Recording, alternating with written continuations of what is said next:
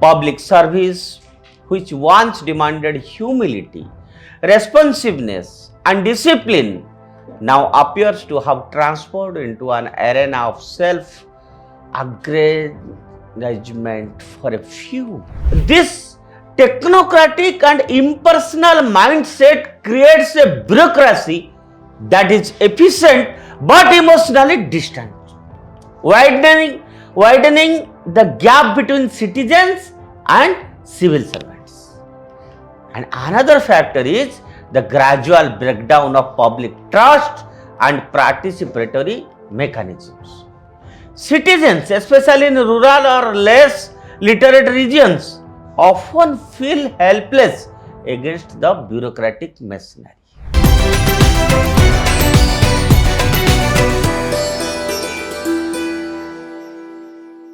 Namaskar friends, I welcome you all to the digital media of Uday Bharat National. Baat Bharat ki. Today I want to speak about our bureaucracy. The dangerous erosion of ethical governance among India's top bureaucrats over past 5 years. Disturbing allegations have surfaced against several members of India's premier civil service, the Indian Administrative Service (IS). These officers, once held as the backbone of governance and symbols of integrity, are increasingly been seen behaving more like petty kings than public servants.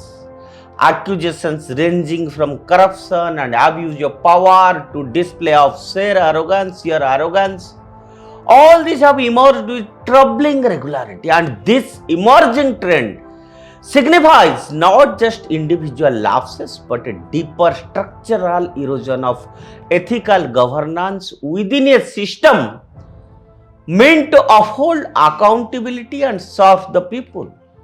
And one of the most unsettling aspects of this erosion is the growing sense of entitlement and detachment that some officers exhibit. Public service, which once demanded humility, responsiveness, and discipline, now appears to have transformed into an arena of self-aggrandizement for a few. A particularly viral example involved an officer who shut down an entire stadium just so that her pet dog could exercise and undisturbed, which is a clear symbol of how far removed some have become from their responsibilities and how normalized such conduct has become in the bureaucratic culture. And in another case, a senior officer arranged for a road to be cleared and lined with people just to make way for his convoy, treating citizens more as a subjects in a personal kingdom than as a stakeholders in a democracy. So, these incidents, friends, are not confined to one region or state but are visible across the country, from Hindi heartland of Uttar Pradesh and Bihar to southern states like Tamil Nadu and Karnataka. However, in socio-economical weaker states where press freedom is limited, institutional oversight is lax, such conduct tends to be more widespread and flagrant. There, IS officers often wield unchallenged authority with little fear of consequence. The very architecture of governance in these regions seems titled to enable power consolidation rather than public service, and bureaucrats exploit this skewed power structure with increasing impunity.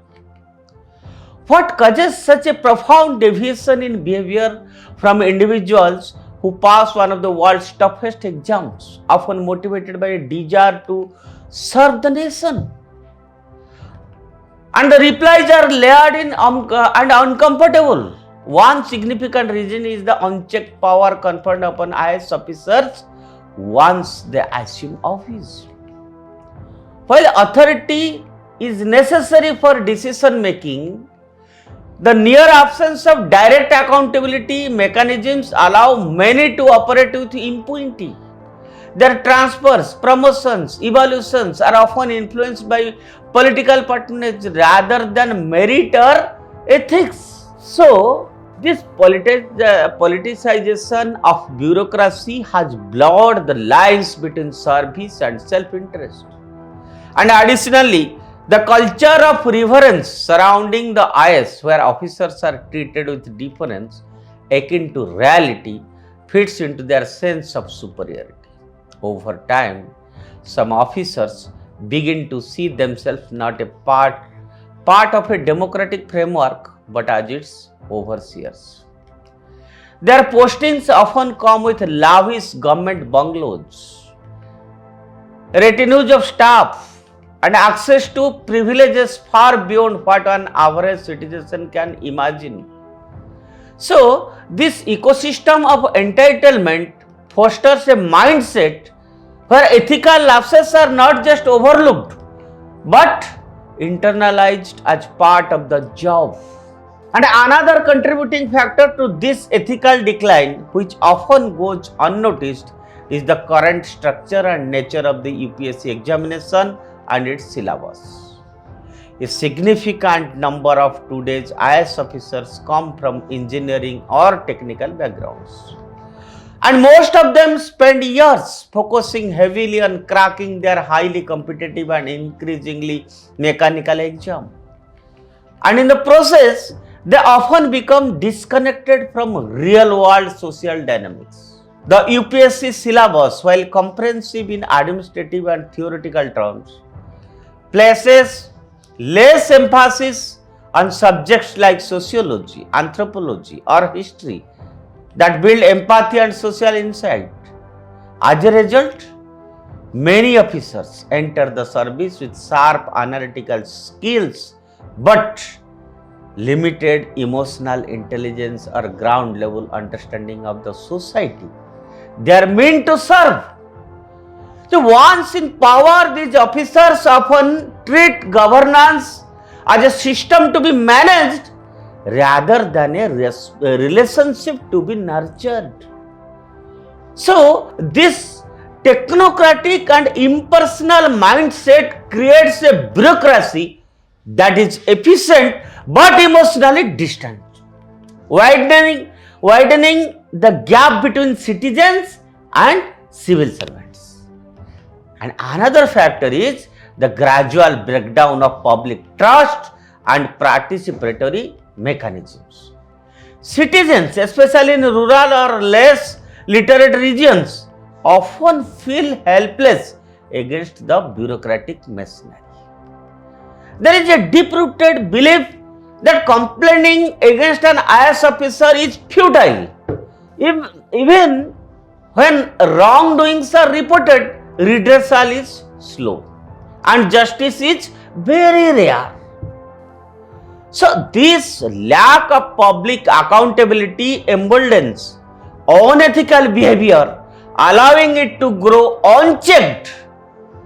There is also the issue of institutional decay. Oversight bodies like the Central Vigilance Commission or state locates often lack teeth. Anti-corruption mechanisms are riddled with delays, political interference, administrative bottlenecks. Internal disciplinary procedures are opaque and peer accountability within the service is virtually non-existent. So instead of correcting aberrations, the system seems to observe and normalize them. Addressing this crisis requires far more than token punishments or public outrage. So there must be a structural overhaul of the administrative ethos. Training programs should place far greater emphasis on ethics, empathy, and public engagement, which is very important, not just law, economics, and governance. Officers must be routinely evaluated not just on paper pushing efficiency, but on how their work impacts the public. That is more important. That is what the general public expects from a senior officers. The civil society and the media must play an active role in ensuring that the bureaucracy is transparent and responsive. That is what I told, that Prime Minister told in 2014. It is part of good governance. And equally, friends, it is equally important that insulating bureaucratic process from political meddling, so that merit and service, not sycophancy, determine the career trajectory of officers. The Indian Administrative Service was conceived as a steel frame holding together a young republic. But if its core begin to corrode with unchecked arrogance, ethical apathy, and a culture of impunity, the very foundation of India's democracy are at risk. Bureaucrats are meant to be custodians of public interest, not masters of it. Unless immediate and collective efforts are made to arrest their downward slide, the transformation of public servants into feudal overlords may soon cease to suck us, and that would be a democratic tragedy. That's all for today. Stay tuned with Uday Bharat National. Bande Mataram. Jai Hind.